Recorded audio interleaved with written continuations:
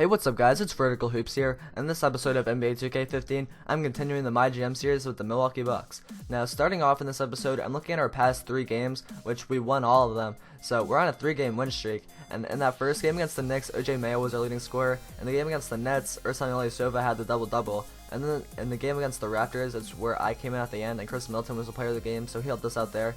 And in our next game, we're going to be facing the Wizards. Before I did anything there, I wanted to go to our rotation and change some stuff. The main thing was I wanted to get rid of the scout advice because for some reason I feel the need to, please that. I don't really know why. And then besides that, I wanted to change some stuff that I thought might help our team. So the main thing was I wanted to change Udonis Haslem's minutes and spot in our rotation. I moved him down and lowered his minutes by 10. He used to have 17, now he has 7. And then another thing was I wanted to give Jared Dudley a few more minutes because we have an injury. So I don't know, maybe this could be his time to shine. So mainly our starters are the same, so nothing really changed there. And then our bench isn't really all that much different either, just Udonis Haslem and Jared Dudley. And then Jabari is our rest guy. So after that, I went to Simcast against this game against the Wizards. And then the one injury we have is Jabari Parker, so nothing really new there. And then after that, I just started simulating this game. So far in the first quarter, they pretty much ran away with it. They ended up winning the first quarter by 10 points. And then in the second quarter, it looked like we might have a chance at coming back a little bit. We stayed with them for the most part. And then once again in the third quarter, I thought that we might have a chance, but then they ended up winning that by 1 point. And then in the fourth quarter, they pretty much just ended it. I paused here to see if there was something that I could maybe do, but I realized there was just no point because we were going to lose anyway. And we ended up losing 100 to 85. That's a 15-point loss. And here in the box score, I'm looking at OJ Mayo was our leading scorer, and then Michael Carter-Williams. I'm not surprised. Once again, he shot 0 for 6 from the 3-point line. He's just, costing us these games, it seems.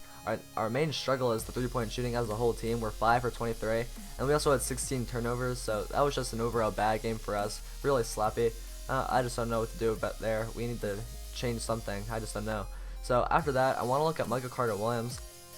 I'm looking at his stats, and look how bad he is shooting. Just from the field, he's shooting bad. And then once you go over to the 3-point percentage, that's just even worse. He's not even 200. That's just really bad. He has a 67 at them. I'm showing you right here. He's a 67 at standing threes. So, I mean, that's not good, but it's not super bad either. So, I don't understand how he misses that many. His tendency is 40, and that is the position average, but most other point guards are better. So, I just don't understand why he shoots that much. I went to the edit thing to see if I can maybe change his tendencies, but turns out you can't. But really, even if you could, I probably wouldn't have changed anything because that seems a little bit cheap. I probably would have just tried to train him and hope that he gets better and learns how to take smarter shots. So I just didn't change anything. I'm just looking through every category. That's pretty much it. I pressed B and aborted without changing, so I didn't change him whatsoever. And after that, I wanted to go over to see if the Thunder GM would answer us again. And I know we haven't really played very many games, but I was just thinking positive, hoping that if we called, they would answer. Maybe he wasn't super mad at me and he would forgive me quicker. But it turns out he didn't, just as I thought. He didn't answer us, so we're just going to have to, be patient, go further into our season, and hope that he answers us sooner or later. So after that, I simmed this practice day, and then something happened, and I was hoping it wasn't another injury, but turns out it was just a press conference, so nothing bad there. He wanted to know what part of my team I was most pleased with. I'm not really pleased with any certain category there more than any other, so I just said starters, and that ended up well. All of our player memorials went up, and then the press went down, but I don't really care about that. So after that, I went over to the team status, and now Ersan Ilyasova is complaining about our practices too. He thinks they're too hard. So that's 2 people who think they're too hard, and then the one person that thinks that they're too easy doesn't even play, so I guess I shouldn't really care about what he says right now until he gets back. So if 2 of our starters think that they're too hard, something must be wrong. So I told Ersan Ilyasova that I would lower the intensity. So after that, I went over to the training screen, and I'm just looking to see what kind of stuff we can do. As you can see, he's so happy right there. He's like, yes, this is the best thing ever.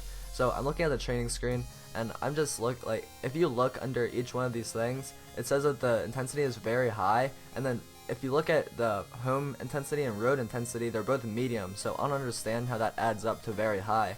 But the one thing I did was I changed and added some rest days in between every once in a while. And I also changed these things. I made it injury rehab, team chemistry, and the last one was free throw because I didn't really think that those would be super hard for the players.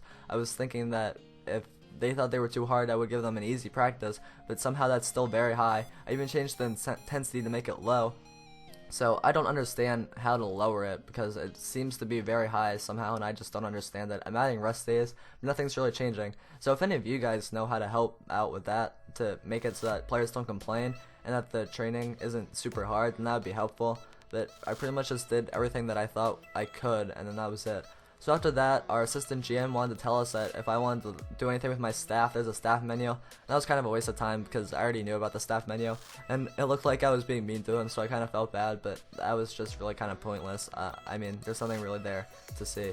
So after that, I'm looking at the Pistons game, and I'm simming with Simcast, and Jabari Parker is day-to-day injury still, so hopefully he gets back soon. But so far, I'm simming this game, and in the first quarter, it looked like they started off pretty strong in the first few minutes. Then after that, we ended up winning that quarter, and here in the second quarter, we pretty much ran away with our lead a little bit more. We were up by 10 at one point, and then here in the third quarter, they came back, and it was going back and forth a little bit. They had the lead a few times, and then here in the fourth quarter, it looked like we were, kind of going away, but then they ended up winning by 9 at that point, and I simmed down to 16 seconds, and we're down by 3.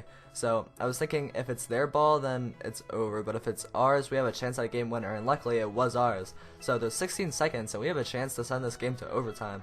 I'm kind of just doing dribbling moves, trying to find the best guy, and I want to take it with Chris Middleton, but he got doubled right there, so there's 10 seconds left, and I'm just waiting for something to happen. He's running around 3 seconds, and I ran to the 3-point line, and he let it go, and he got that to go somehow. I just don't know. There's 0.3 seconds left, and it's all tied up. So this game is going to overtime. Chris Middleton, he's Captain Clutch. I don't understand how he did that, but I don't know. Here in overtime, there's 3 minutes left, and we're down by 5, but there's still plenty of time, I guess, so we have a chance. Michael Carter-Williams, when I play with him, he gets layups like that to go, like every single time I take them. So I don't understand how the CPUs are so bad with him. They make him shoot like trash. And then right here, Chris Middleton doing moves, and he gets that layup to go, and he gives us the lead. But then I simmed down a little bit, or I didn't sim, I skipped down, and there's 25 seconds left, and Chris Middleton missed that 3, and that went off of my power forward. So that was basically it. That was our last chance, and we lost this game by 8. We pretty much just played the foul game, and then I couldn't make 3s, so they just increased it. So here at the box score, Chris Middleton was our lead scorer, and he had 35 points, and he shot beast, 12 for 15 and 4 for 5 from the 3-point line. But then Michael Carter-Williams shot 1 for 5, so he didn't really help us out. And Ersan Ilyasova was shot so bad, 3 for 15. And then the Greek Freak did bad again, so I just don't understand. We're 8-7 in the Eastern Conference, so that's not really that bad. If the season ended right now, we'd make the playoffs. And then Jabari Parker is still the only guy hurt. So that's pretty much it. I know we lost both games in this episode, so that kind of stinks. But besides that, I hope you guys enjoyed it, and I'll see you in the next video.